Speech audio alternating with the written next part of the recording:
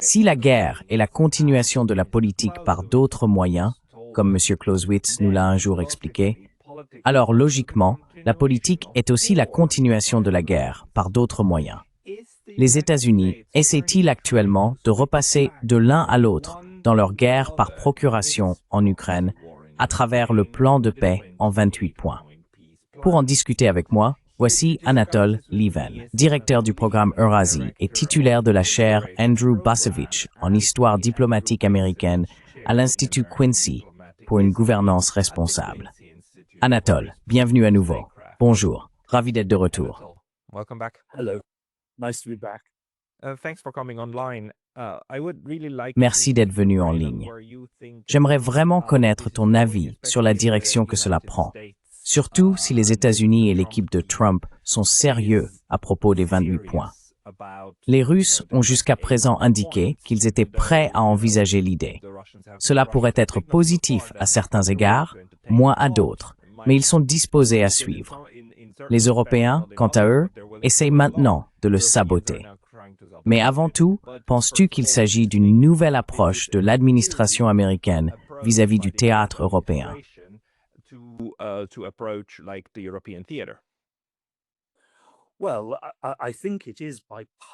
Eh bien, je pense que oui, du moins du côté de l'administration Trump.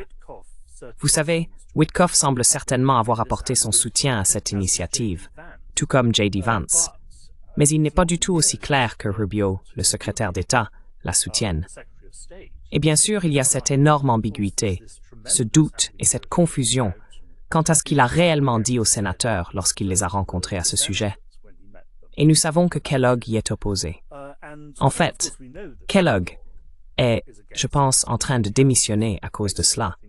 Il semblerait donc qu'il y ait de profondes divisions au sein de l'administration Trump.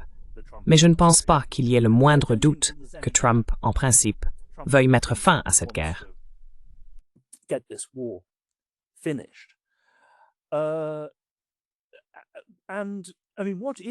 Et je veux dire, ce qui est nouveau ici, c'est que le mois dernier encore, des responsables russes et américains m'avaient dit que les équipes de négociation n'avaient toujours pas abordé en détail bon nombre de ces questions concrètes. Eh bien, maintenant elles l'ont fait. Je veux dire, elles n'ont pas encore complètement réglé certains points, mais en réalité, tous les éléments essentiels sont traités dans ce plan en 28 points. La réaction européenne me semble très étrange, franchement, et cela soulève des questions. Le fait est que, pour autant que je puisse voir, il n'y a qu'un seul aspect de ce plan en 28 points qui soit vraiment difficile pour les Ukrainiens, et j'ai toujours dit que c'était très difficile, et je comprends leurs objections. Et c'est l'appel au retrait de l'ensemble du Donbass. Parce que, si l'on en croit la BBC, pas mal de soldats ukrainiens sont désormais prêts à l'abandonner. Car, eh bien, ils ne veulent pas mourir pour un endroit qu'ils pensent, de toute façon, être condamnés à perdre.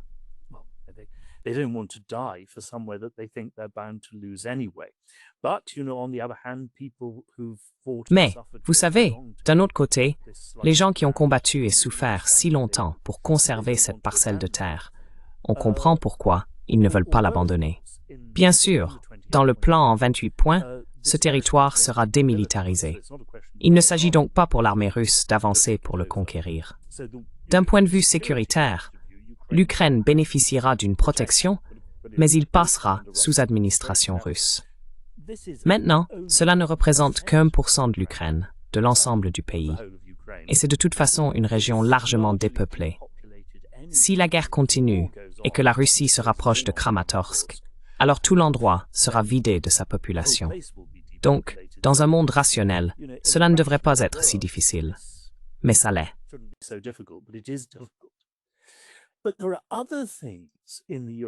Mais il y a d'autres éléments dans la réponse européenne et ukrainienne.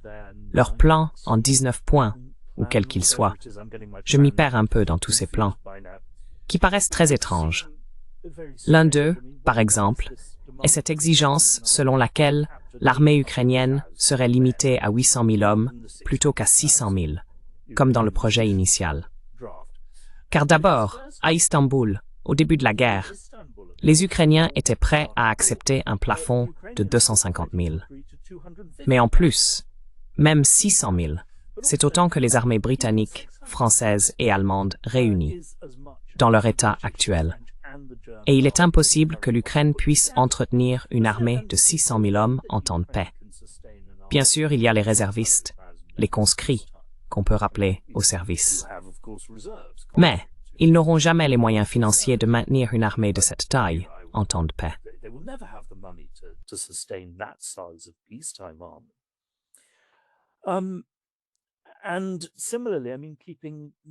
Et de la même manière, je veux dire, maintenir la possibilité d'une adhésion à l'OTAN ouverte.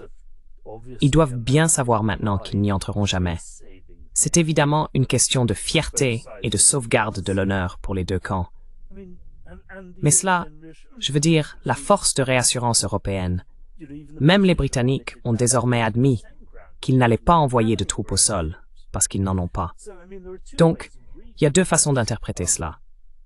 La première, la version optimiste, serait qu'ils ne prennent pas ces choses au sérieux et les utilisent comme jetons de négociation, afin de pouvoir ensuite dire « Vous savez, d'accord, nous ne demanderons plus ceci, nous ne demanderons plus cela. » Mais les Russes doivent renoncer à l'exigence portant sur l'ensemble du Donbass.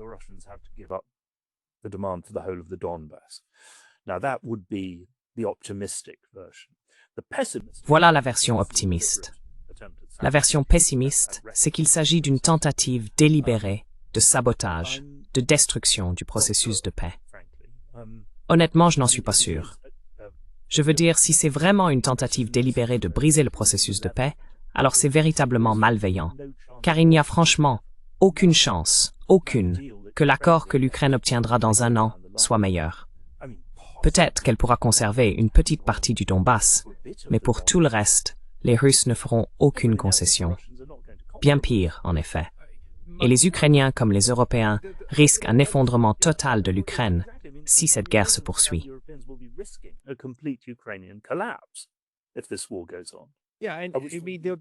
Oui, et les Russes ont déjà dit que, voyez-vous, il est envisageable d'aller jusqu'à Odessa et de relier ce qu'ils contrôlent déjà jusqu'à la Transnistrie. Donc, je pense que c'est effectivement une des possibilités pour l'avenir.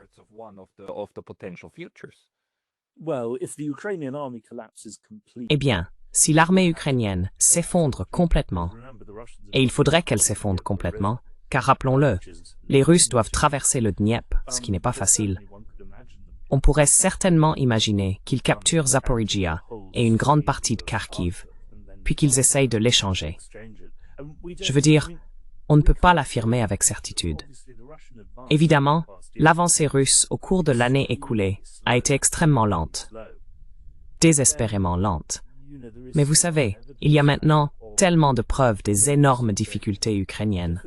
De plus, beaucoup dépendra de la personne que Trump tiendra pour responsable de l'effondrement de ce processus de paix, si effondrement il y a. Parce que vous savez, s'il en rend les Russes responsables, alors la pression continue, les sanctions continuent, les ventes d'armes américaines continuent, la fourniture de renseignements continue. Mais s'il en rend les Ukrainiens et les Européens responsables, alors bien sûr, il pourrait couper les ventes d'armes et les renseignements. Et dans ce cas, les Ukrainiens se retrouveraient dans une situation vraiment désespérée.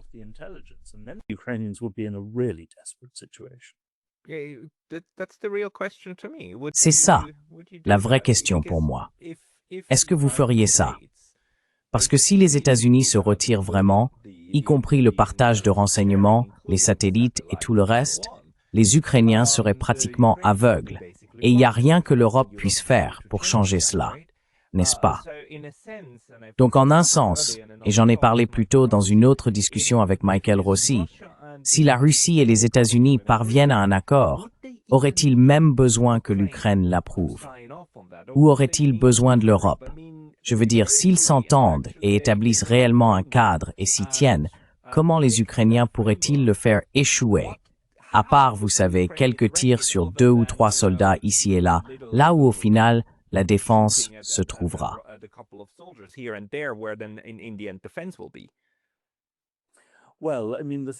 Eh bien, je veux dire, le fait est que c'est là qu'à bien des égards, la plupart des reportages et des analyses occidentaux ont été honteusement médiocres. Parce que bien sûr, il y a toute une série de choses qui sont présentées comme étant, vous savez, l'Ukraine doit avoir le dernier mot, c'est la décision de l'Ukraine, alors qu'elles ne le sont pas. L'adhésion à l'OTAN n'est pas une question qui relève de l'Ukraine. La présence de forces européennes ou occidentales en Ukraine n'est pas une question qui relève de l'Ukraine. La fourniture ou la vente d'armes, ce ne sont pas des questions qui relèvent de l'Ukraine. Ce sont des questions qui concernent les gouvernements occidentaux, et avant tout les États-Unis. Mais bien sûr, l'armée ukrainienne devrait se retirer du reste du Donbass. Cela, en revanche, relève de la décision de l'Ukraine.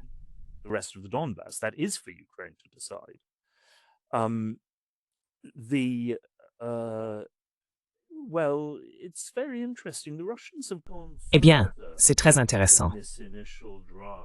Les Russes sont allés plus loin dans ce premier projet que je ne l'avais prévu sur certains points. Je veux dire, l'un d'eux est que je ne pensais pas qu'ils accepteraient de laisser la question des droits des Russes en Ukraine au processus d'adhésion à l'Union européenne. Parce qu'après ce qui est arrivé aux minorités russes dans les États baltes, tous les Russes à qui j'ai parlé disaient « Nous ne pouvons pas faire confiance à l'Union européenne sur ce point. » Mais vous savez, dans le projet initial, c'était bien le cas. Je veux dire, il devait aussi y avoir certains engagements de la part de l'Ukraine, mais très vagues.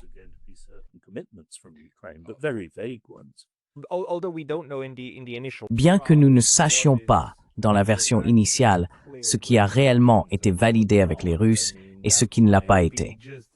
Je veux dire, cela pourrait simplement être, enfin, c'est le genre de choses qui se renvoient sans cesse, et ainsi de suite. Et tu sais, nous ne savons pas ce qui a été ajouté à quel moment, ni ce qui a été convenu. C'est vrai. Oui, oui.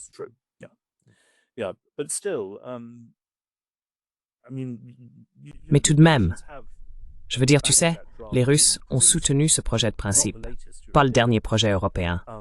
Ils ne s'y sont pas engagés de manière absolue, mais Poutine a dit qu'en substance, c'était acceptable.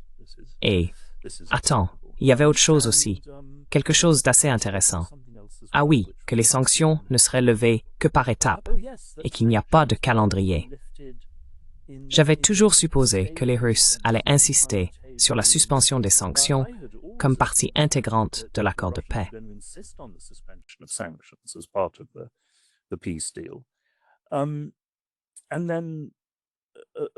Et puis, bien sûr, en ce qui concerne l'accord initial sur l'utilisation des avoirs russes pour la reconstruction de l'Ukraine, on m'a dit à Moscou que la Russie accepterait en réalité cela, tant que ce n'est pas formulé d'une manière qui évoque des réparations.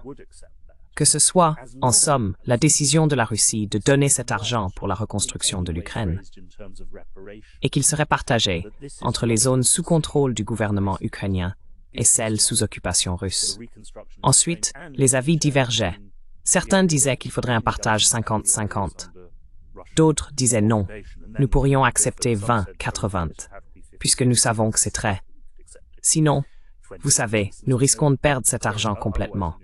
Mais la contre-proposition européenne et ukrainienne est totalement inacceptable pour les Russes. Donc,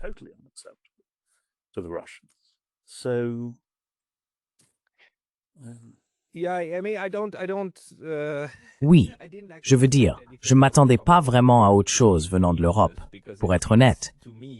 Parce qu'il me semble qu'ils préfèrent vraiment laisser l'Ukraine continuer à saigner si cela leur permet de ne pas perdre la face maintenant, plutôt que plus tard. Peut-être quand certains de ces gouvernements ne seront même plus au pouvoir, n'est-ce pas?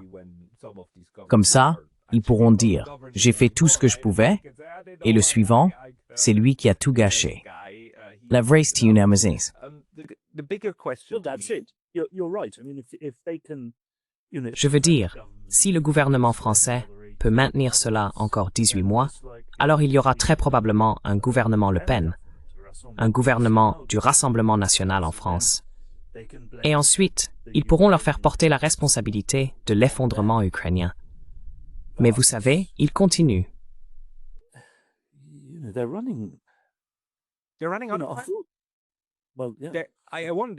Ils sont dans les temps. Eh bien oui, je veux dire 18 mois. C'est long.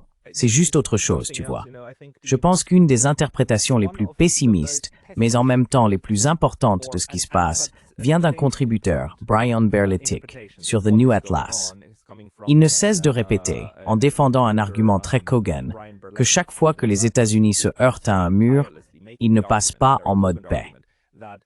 Ils se contentent de passer à quelque chose qui ressemble à la paix, afin, tu sais, de se réarmer, se retirer, se réarmer à nouveau, puis attaquer un autre jour.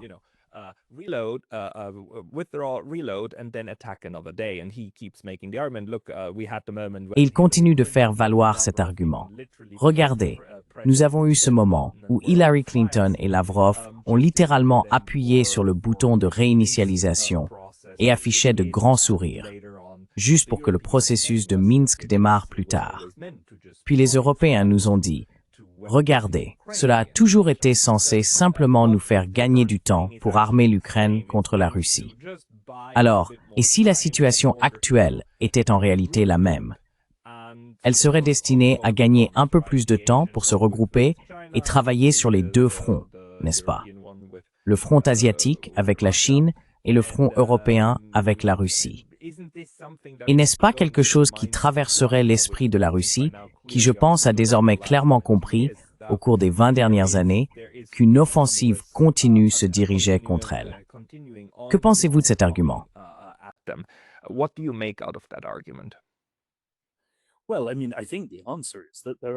Eh bien, je veux dire, je pense que la réponse est qu'il existe, comme je l'ai dit, de profondes divisions, non seulement à Washington, mais aussi au sein de l'administration Trump.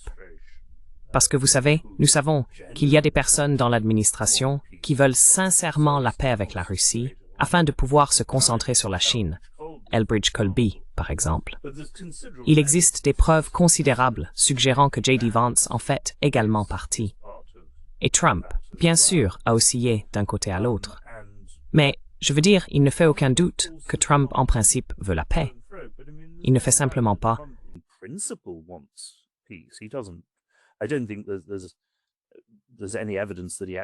Je ne pense pas qu'il y ait la moindre preuve qu'il veuille réellement que cette guerre continue.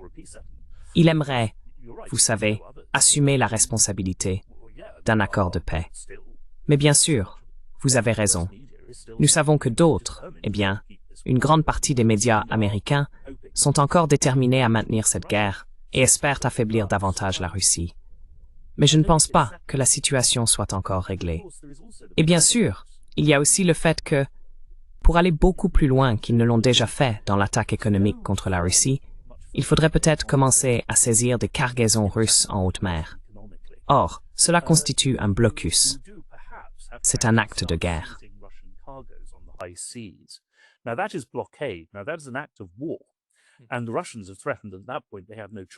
Et à ce moment-là, les Russes se sentent menacés. Ils n'ont d'autre choix que de riposter militairement d'une manière ou d'une autre.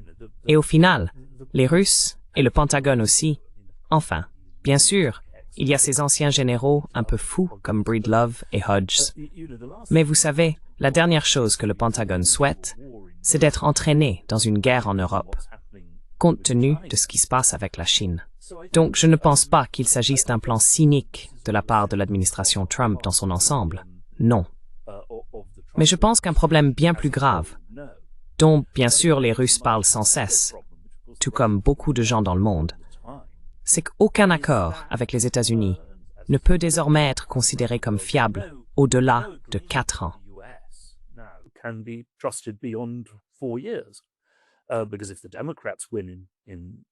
Parce que si les démocrates gagnent en 2028, ou même peut-être si Rubio l'emporte, comme nous l'avons vu sous Trump, un nouveau président américain peut simplement déchirer les traités. Je veux dire, l'ancien principe de pacta servanda est depuis longtemps passé par la fenêtre. À savoir que si un gouvernement conclut un traité, ce n'est pas seulement le gouvernement, c'est le pays tout entier qui a conclu ce traité. Le nom et la crédibilité du pays sont en jeu, et donc le traité doit être respecté. Plus personne ne croit à cela aujourd'hui. Donc oui, franchement, ce n'est pas bon. C'est absurde de dire qu'il n'y a pas de consensus pour le moment en faveur d'un nouvel élargissement de l'OTAN. Et vous vous attendez à ce que les Russes acceptent cela. Je veux dire, il n'y avait pas de consensus pour l'élargissement de l'OTAN en 2007, mais les Allemands et les Français ont tout de même suivi.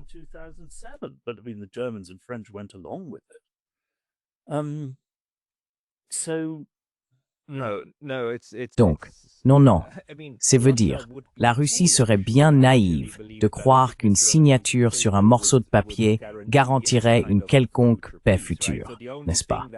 La seule chose qui compterait vraiment, ce sont des processus vérifiables et contrôlables, n'est-ce pas? Quelque chose comme, et je pense que la Russie et les États-Unis ont d'ailleurs une bonne expérience en la matière, le démantèlement de certaines de ces armes nucléaires, les traités sur les armes nucléaires, où l'on envoie des observateurs dans les États respectifs et où tout est consigné. Je veux dire, ce type d'accord est quelque chose avec lequel on peut réellement travailler. Mais dans ces 28 points et ainsi de suite, il n'y a rien qui laisse même entrevoir la création d'un processus vérifiable, n'est-ce pas?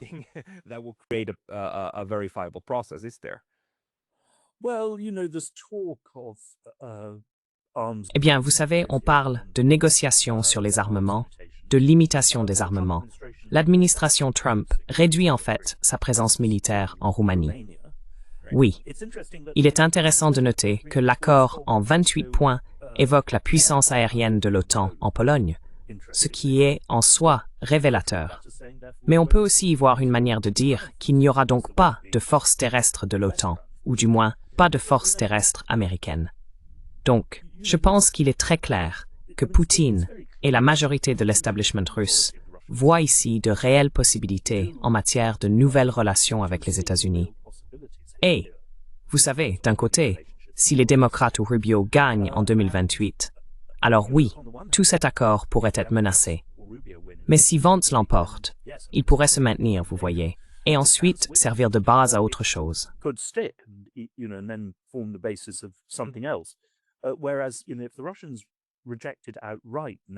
Alors que, vous savez, si les Russes le rejettent catégoriquement maintenant, et qu'ils aliènent et humilient Trump, eh bien, dans ce cas, ils se privent de cette possibilité pour l'avenir. Donc je pense qu'il y a là quelque chose que les Russes ont intérêt à jouer. L'autre aspect, bien sûr, c'est que s'ils peuvent, en arrêtant cette guerre maintenant, obtenir essentiellement ce qu'ils estiment devoir obtenir, alors la question suivante se pose immédiatement. L'adhésion de l'Ukraine à l'Union européenne. À ce moment-là, on trouve les Européens dans une situation vraiment difficile. Vous savez, toutes ces promesses qu'ils ne peuvent fondamentalement pas tenir, ou du moins pas sans transformer totalement l'Union européenne. Et puis bien sûr, il y a aussi les changements politiques en Europe occidentale, de nouveaux gouvernements peut-être, qui sont de toute façon catégoriquement opposés à cela. Et donc, il y a aussi, vous savez, un argument pour que la Russie fasse la paix maintenant.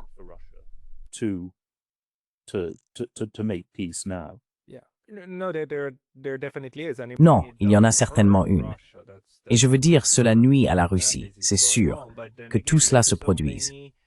Mais encore une fois, il y a tellement de dangers à venir, n'est-ce pas? D'un côté, oui, la Russie depuis longtemps a dit que l'adhésion de l'Ukraine à l'Union européenne n'était pas exclue, n'est-ce pas? Surtout à l'époque où l'Union européenne apparaissait clairement comme un club économique, bien que récemment, ce ne soit plus aussi évident.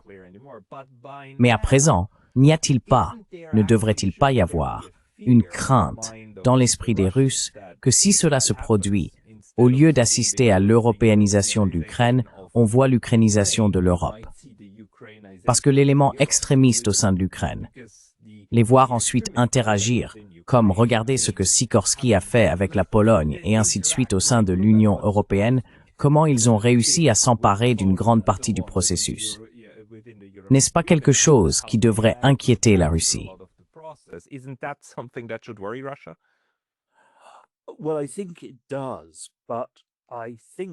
Eh bien, je pense que oui.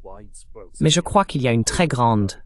Enfin, on m'a dit, au moins par un informateur russe, que l'hypothèse est que l'une des deux choses suivantes se produira, toutes deux à l'avantage de la Russie. Soit l'Union européenne, après toutes ces promesses, n'accepte pas l'Ukraine, même avec un statut de seconde classe, car vous savez ce qu'est l'acquis communautaire. Il faut adhérer à tout un ensemble de règles détaillées que les Ukrainiens ne pourront pas respecter avant très longtemps. Et donc, si l'Union européenne ne laisse pas entrer les Ukrainiens, il y aura en Ukraine un immense sentiment de trahison, de colère et de déception, ce qui à long terme jouera en faveur de la Russie.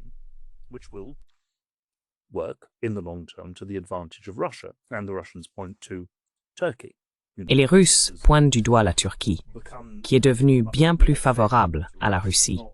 Non pas vraiment parce qu'elle soutient la Russie, mais parce que, eh bien, c'est différent.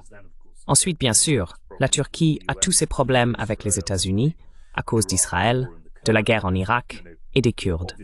Mais, de toute évidence, le refus de l'Union européenne d'admettre la Turquie a également joué un rôle crucial dans cet éloignement de la Turquie vis-à-vis de l'Alliance occidentale. Ou bien ils pensent que l'Union européenne déchirera toutes ses règles pour laisser entrer l'Ukraine et que cela détruira fondamentalement l'Union européenne de l'intérieur. Donc, dans tous les cas, la Russie gagne.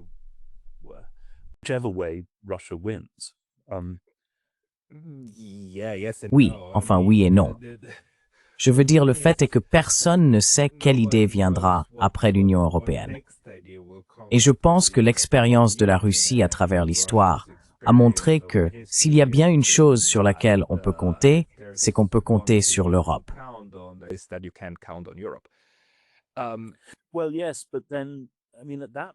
Eh bien oui, mais alors je veux dire, à ce stade, c'est simplement l'image inversée de ce que les Européens disent de la Russie, qu'on ne peut jamais faire confiance à la Russie, qu'elle est toujours agressive, toujours impérialiste. Je veux dire, à ce stade, il n'y a plus aucun intérêt à chercher un accord. Il faut viser une victoire totale. Mais la Russie ne va pas remporter une victoire totale sur l'Occident. Elle n'a tout simplement pas les hommes, ni les ressources pour cela.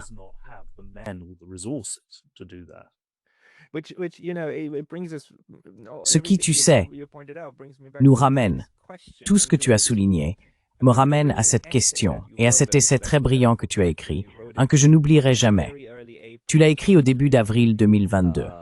Il s'intitulait « La nature de l'avenir, la neutralité future de l'Ukraine » ou quelque chose comme « La neutralité de l'Ukraine, la neutralité future de l'Ukraine ».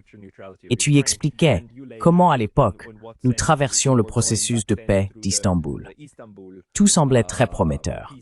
On avait l'impression que l'Ukraine avait enfin compris.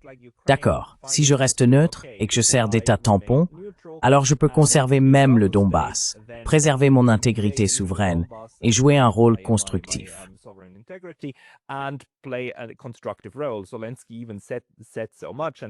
Zelensky l'a même dit, et tout cela a été torpillé, et ainsi de suite. Mais il semble maintenant que les forces, également ce que vous avez décrit, avec l'Union européenne qui ne tient jamais ses promesses, avec l'adhésion à l'OTAN qui ne vient jamais, à un certain moment, même les nationalistes, même les éléments d'extrême droite en Ukraine, doivent comprendre qu'ils doivent chercher une forme de rôle indépendant, non pas comme un appendice de telle ou telle institution ou de la Russie, n'est-ce pas?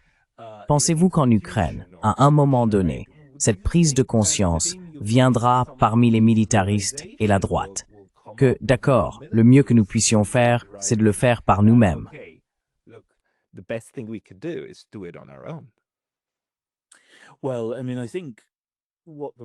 Eh bien, je veux dire, je pense que ce que les Russes espèrent, les Russes sensés, les modérés, pas les véritables extrémistes qui rêvent encore de soumettre toute l'Ukraine, c'est, à long terme, quelque chose de semblable à ce qui s'est passé en Géorgie, où l'on voit émerger une forme de nationalisme similaire à celui de la Hongrie, ou même, d'une certaine manière, à celui de la Pologne.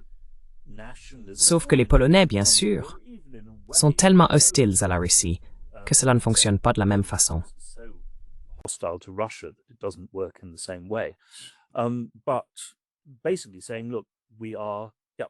Mais, en gros, ils disent, regardez, nous sommes pour nous-mêmes, Italia Farada, pour ainsi dire.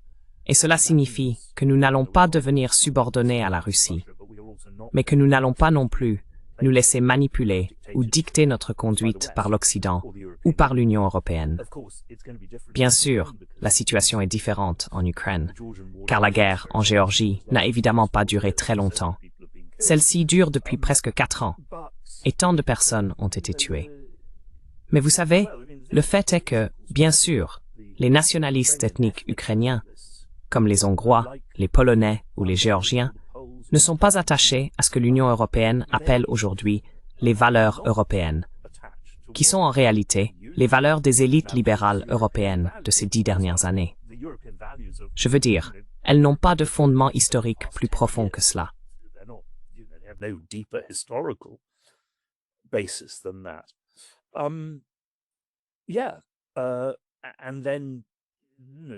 Oui. Et puis, vous savez, l'Union européenne, encore une fois, à moins qu'elle ne décide de déchirer complètement l'acquis, va demander des choses que la droite ukrainienne trouvera extrêmement offensantes. Et vous savez, enfin, je veux dire, je ne sais pas, l'UMM a fermé les yeux sur tant de choses, mais si elle, enfin, le fait est que, lorsqu'on commence à réfléchir sérieusement à l'adhésion à l'UMM, alors tous ceux qui y sont opposés, pour leurs propres raisons économiques, les agriculteurs dans de nombreux pays, les routiers, vont vraiment commencer à regarder Azov, Svoboda, Bialyatsky et tout ce qui s'y rattache, et dire non, nous ne pouvons pas avoir l'Ukraine avec ces gens-là dans l'Union européenne. L'Ukraine doit faire quelque chose pour les réprimer. Eh bien, ces gens sont très lourdement armés.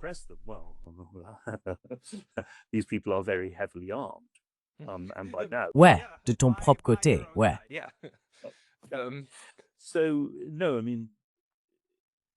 Donc, non, je veux dire oui. Mais c'est ça. Nous avons menti pendant si longtemps. Nous avons menti en 2007. Et à partir de là, en disant que nous allions intégrer l'Ukraine à l'Union européenne, alors que nous n'avions jamais eu la moindre intention de nous battre pour défendre l'Ukraine, ni de prendre un véritable engagement de sécurité envers elle. Puis bien sûr, l'Union européenne a menti en 2013 avec cet accord d'association. Si vous parliez aux gens en Europe à ce moment-là, ils n'avaient pas la moindre idée. Ce n'était pas un chemin vers l'adhésion. Cela a été proposé par les Polonais, les Baltes et les Suédois pour bloquer des relations économiques plus étroites avec la Russie. C'était une démarche purement négative. Il n'y avait pas d'argent pour les Ukrainiens. C'était, vous savez, du sabotage délibéré. Il n'y avait aucune intention d'intégrer les Ukrainiens.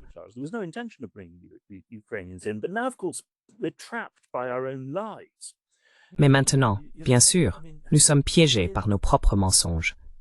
Je veux dire, dans un autre monde, meilleur, Rutte et, mon Dieu, j'ai déjà oublié son nom, Stoltenberg, et tous les autres qui ont déclaré que l'adhésion future à l'OTAN est irréversible, et ainsi de suite, devraient démissionner.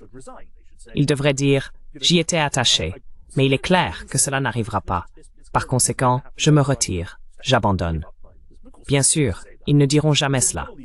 Mais tous ces gouvernements l'ont dit, et ils se retrouvent maintenant, d'une certaine manière, coincés avec cette position. Eh bien, au final, si l'Amérique, si l'administration Trump fait vraiment pression, ils devront y renoncer. Mais nous verrons, dans les prochains jours, jusqu'à quel point ce sera le cas.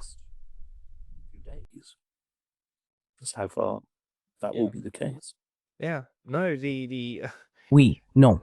La question cependant, c'est que, tu sais, du moins pour les Européens, on a vu tant de fois à quel point ils étaient prêts à revenir sur leur position, ou simplement à oublier ce qu'ils avaient dit auparavant, non? Je veux dire, le secrétaire général de l'OTAN en est un parfait exemple. Un jour, il dit que la voie de l'Ukraine vers l'OTAN est irréversible. Et le lendemain, il déclare « Oh, nous n'avons jamais promis l'adhésion. Nous n'avons jamais dit qu'il le serait. Nous avons toujours dit que nous travaillerions en ce sens. » Enfin, c'est tellement...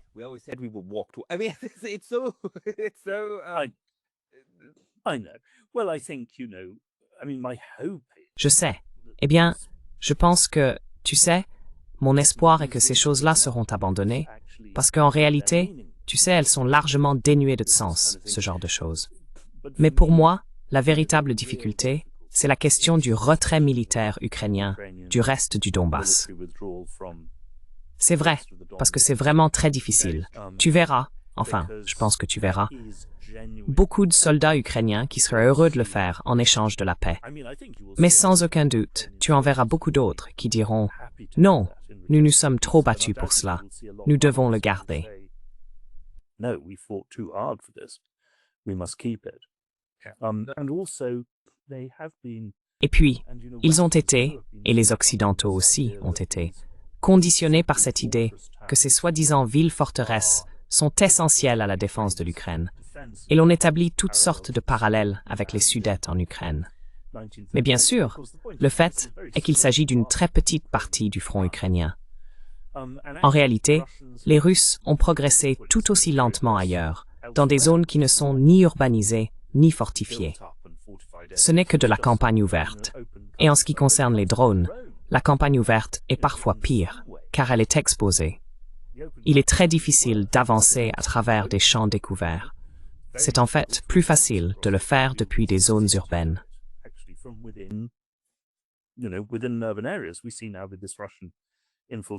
Nous voyons maintenant cette infiltration russe à Pokrovsk.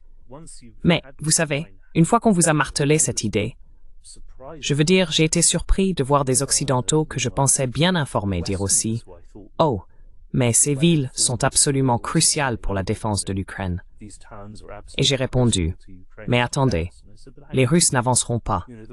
Nous pouvons aider les Ukrainiens à construire une nouvelle ligne de défense. » Ce qu'ils ont d'ailleurs fait jusqu'à présent. Ils se sont repliés d'une ligne à une autre. En soi, c'est un autre argument vide de sens. Mais le point politique concernant la difficulté d'abandonner cela, c'est réel et difficile.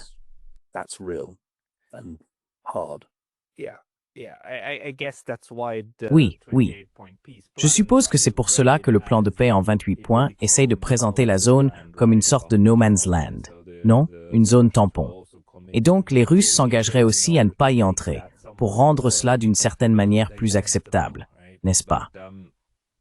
Mais le rôle des Européens, encore une fois, me semble être celui du sabotage. Peut-être concentrons-nous sur une autre chose, les choses que nous ne voyons pas, celles qui ne se produisent pas. L'un des aspects que je trouve intéressant en ce qui concerne l'OTAN et le stationnement des troupes américaines, c'est que, comme tu l'as déjà dit, quelques troupes sont en train d'être retirées de Roumanie en ce moment.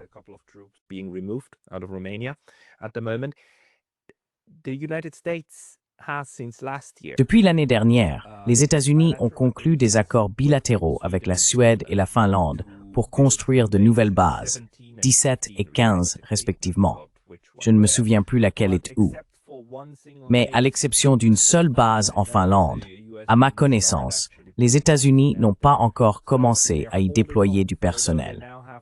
Ils attendent donc, bien qu'ils disposent désormais du cadre juridique qui leur permettrait même d'y placer les armes de leur choix, y compris des armes nucléaires. Ils ne le font pas. Est-ce l'une des choses qui ne se produisent pas? Cela nous dit-il aussi quelque chose sur cette entente entre Moscou et Washington qui semble se dessiner autour de nous?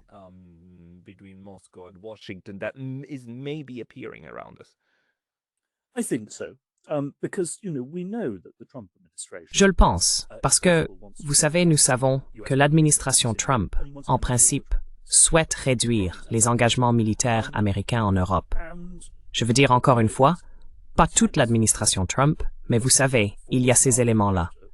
Mais il est logique de présenter un argument de négociation, sans pour autant le confirmer, puis d'être prêt à négocier à ce sujet.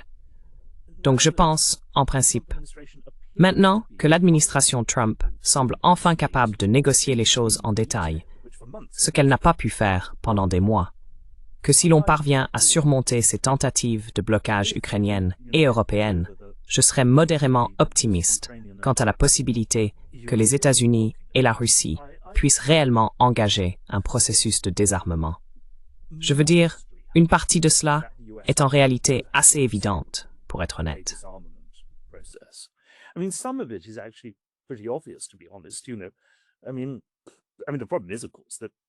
Je veux dire, le problème, bien sûr, c'est que les accords précédents étaient de bons accords et qu'ils comportaient des fautes des deux côtés, mais ils se sont effondrés. Je dirais que, en commençant par les États-Unis, l'abandon du traité ABM a vraiment été le point de départ du démantèlement de tout, avec le refus de ratifier le traité FCE. Mais vous savez, on peut commencer par quelque chose d'absolument évident. Les Américains ne déploient pas ces missiles de portée intermédiaire en Allemagne, et la Russie les retire de Kaliningrad et de la Biélorussie. Cela devrait être assez simple et clair. Les États-Unis s'engagent à ne pas déployer de troupes au sol en Pologne, en Roumanie ou dans les pays baltes. Et la Russie promet de limiter ses troupes en Biélorussie à ce qu'elle a actuellement, c'est-à-dire une force insignifiante en termes d'effectifs. Je pense que, vous savez, steps orisuyen, themi. With will, but it does depend. I mean, the guy in the Trump administration. Je veux dire, vous savez, la personne dans l'administration Trump qui a vraiment le plus poussé cette idée, c'est Elbridge Colby, le secrétaire adjoint à la Défense. Il vient d'être confirmé par le Sénat. Mais ces deux adjoints, d'après les dernières nouvelles, ils risquent fort d'être bloqués par le Sénat dans le cadre de toute cette opposition à Colby. Donc, il se passe énormément de choses sous la surface. Désolé, pouvez-vous m'éclairer sur Elbridge Colby? Il est de quel côté? Du côté de l'escalade? Non, Colby veut se concentrer sur la Chine. Il veut réduire les engagements en Europe. Mais le fait est que Colby est aussi un faucon vis-à-vis de la Chine. Il est dur avec la Chine, mais il s'est également opposé à l'attaque américaine contre l'Iran et il a soutenu le JCPOA.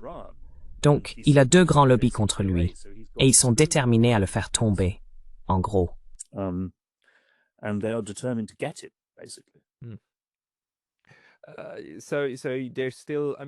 Donc, il y a encore, je veux dire, puisque vous êtes dans un groupe de réflexion à Washington et que vous y interagissez, y a-t-il, faute de meilleurs termes, une sorte de guerre civile interne sur la question de savoir avec qui s'engager ensuite? Est-ce que ça fait rage à Washington, parce qu'il y a aussi le Venezuela, qui est un peu en pause?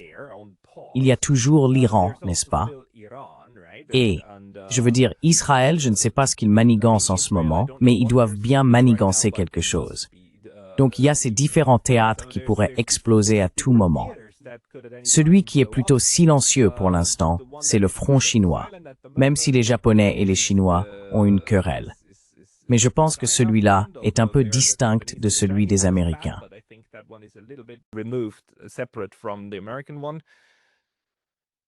Yeah, well, I mean, Rubio. Oui, eh bien, je veux dire, Rubio, et évidemment, l'espoir doit être que, pas vraiment un espoir, pas si vous êtes vénézuélien ou colombien ou autre, mais que Rubio soit tellement personnellement concentré sur le Venezuela, l'Amérique centrale et Cuba, qu'il veuille aussi en finir avec cette guerre en Ukraine pour pouvoir se concentrer sur ce qui l'intéresse vraiment, le plus émotionnellement. Les Israéliens, j'ai toujours été surpris qu'ils n'aient pas essayé plus activement de défendre de bonnes relations avec la Russie. Parce qu'évidemment, c'est une grande distraction de l'attention américaine loin du Moyen-Orient. Mais bien sûr, surtout depuis les derniers succès israéliens, je pense ils sont dans un état d'esprit où ils estiment ne plus avoir besoin de personne et pouvoir faire tout ce qu'ils veulent.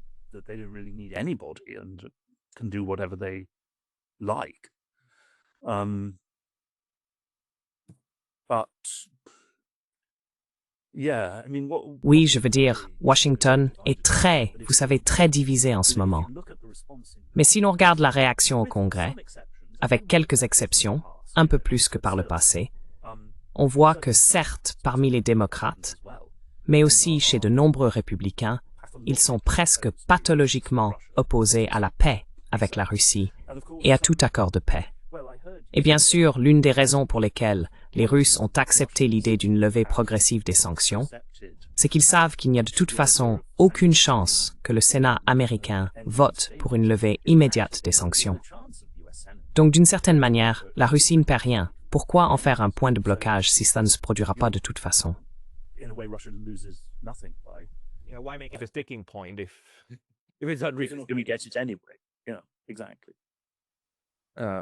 Oui, exactement. Donc cela complique bien sûr les choses. Et en plus, les gens doivent déjà commencer à manigancer pour les 2 ans et demi à venir, non? Je veux dire, les élections de mi-mandat sont dans 1 an, même moins d'1 an, non? Et on voit la lutte de pouvoir au sein du Parti républicain, où le mouvement MAGA semble se diviser. Et on a cette décision très étrange, très intéressante de Marjorie Taylor Greene. En gros, l'une des figures spirituelles de la branche non interventionniste des républicains, qui abandonne tout ça en disant « Le 6 janvier sera mon dernier jour ». Qu'en penses-tu?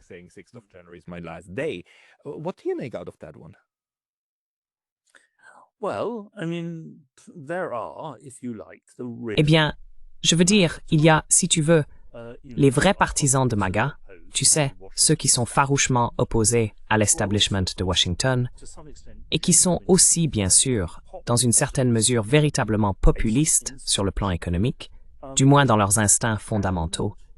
Et tu sais, ils promettent, à leur base, toutes sortes de choses qu'ils n'obtiennent pas.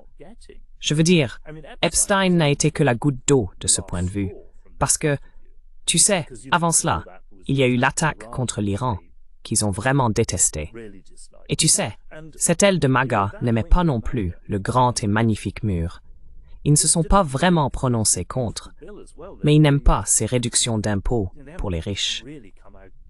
Against it, but they don't like these tax cuts for the rich. They don't like the rich, basically. Ils n'aiment pas les riches, en gros. Je veux dire, le fait est que, sans le système du scrutin majoritaire à un tour, le Parti républicain se serait depuis longtemps désintégré en au moins 2 ou 3 partis, et les démocrates aussi d'ailleurs. Ils contiennent tous deux des éléments tellement incompatibles. Et bien sûr, cela rend la prévision de l'avenir encore plus difficile.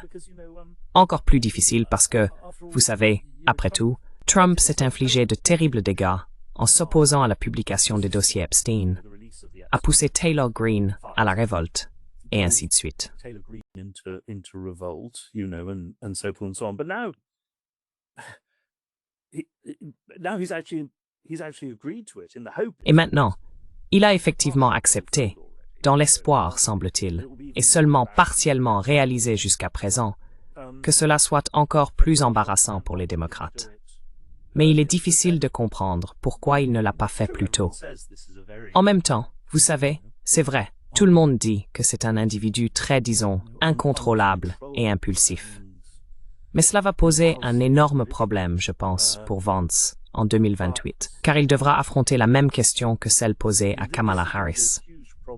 Écoutez, vous dites tout cela maintenant, mais vous avez été vice-président pendant 4 ans. Pourquoi ne le disiez-vous pas avant? Maintenant, vous vous présentez comme un populiste économique, mais vous avez soutenu ce grand et magnifique projet de loi. Et puis, bien sûr, si l'économie s'est affaiblie et que l'inflation continue d'augmenter,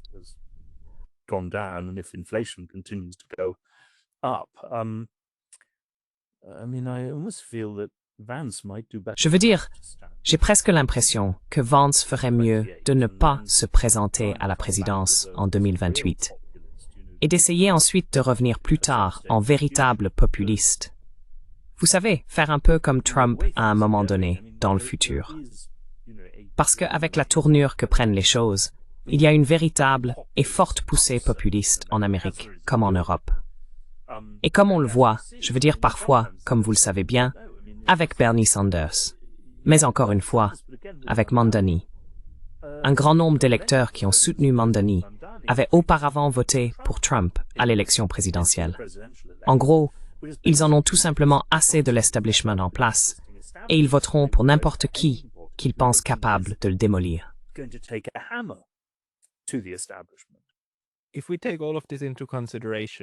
Si l'on prend tout cela en considération, le tumulte interne aux États-Unis, selon vous, quel impact cela a-t-il sur la stratégie de négociation de la Russie? Je veux dire encore une fois, nous en sommes au point où même s'ils parviennent à un accord qu'ils peuvent signer, il n'y a aucune raison réaliste de croire qu'il serait effectivement mis en œuvre comme convenu. Alors selon vous, que calculent les Russes pour se couvrir ou créer quelque chose avec lequel ils pourront travailler à l'avenir?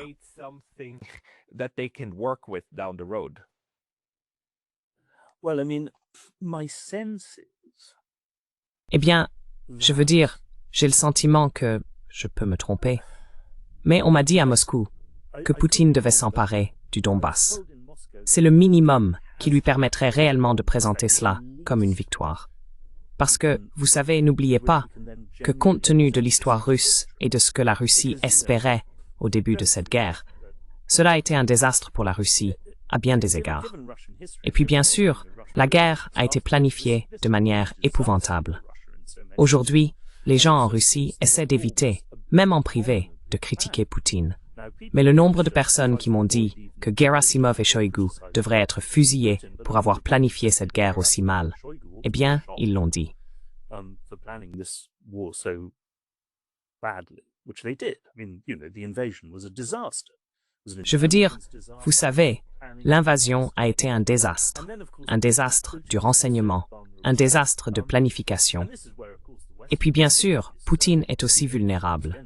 C'est là que les reportages occidentaux sont une fois de plus honteusement mauvais, car Poutine est vulnérable aux attaques venant de la droite pour avoir fait confiance aux Français et aux Allemands.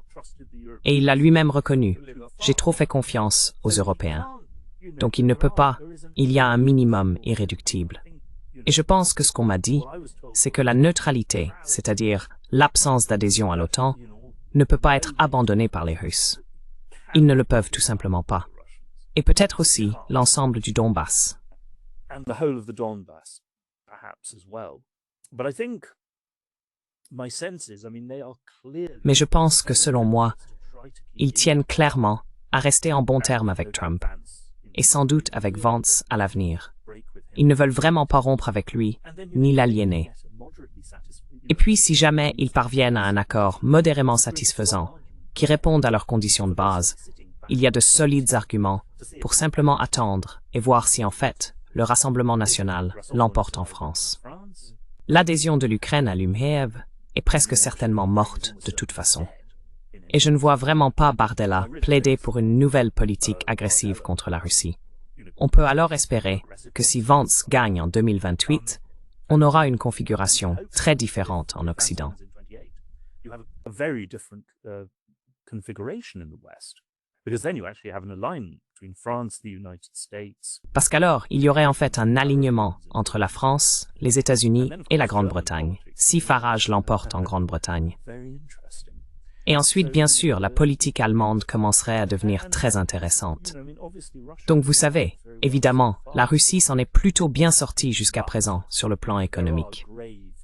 Mais il y a de graves inquiétudes. Le niveau de vie se dégrade, les prix augmentent, et après tout, ils versent des sommes énormes à cette armée de volontaires. Cela n'a pas beaucoup de sens si ces salaires sont immédiatement rongés par l'inflation. Il y a donc aussi de bonnes raisons économiques de chercher à mettre fin à tout cela.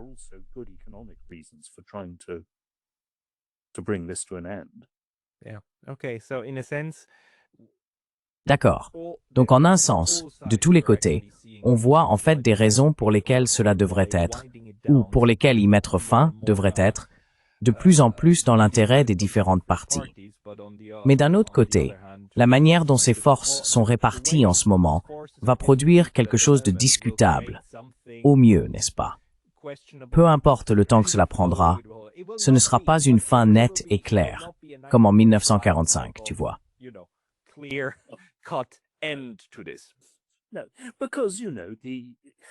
Non, parce que, vous savez, enfin, c'est ça qui est absurde du côté occidental, cette idiote de Callison Company.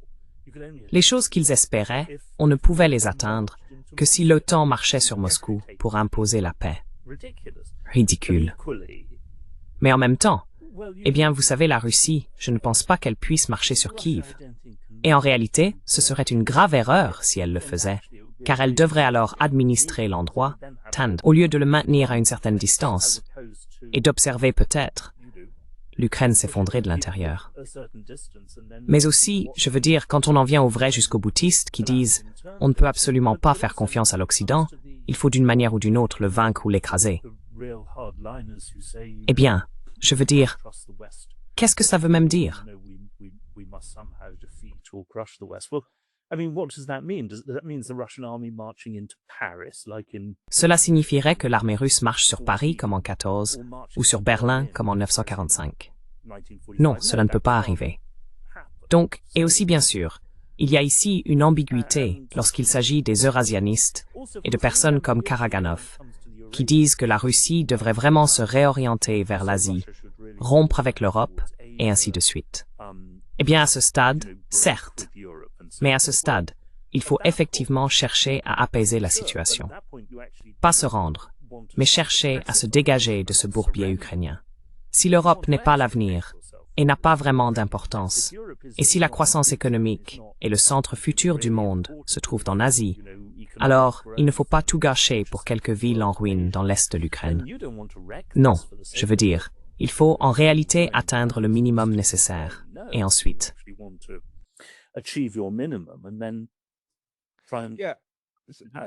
Une véritable frontière, et ensuite qu'on laisse pourrir de l'autre côté, quoi qu'il advienne. Eh bien, Anatole, je t'ai volé 1 heure entière de ton temps. Merci beaucoup pour cela.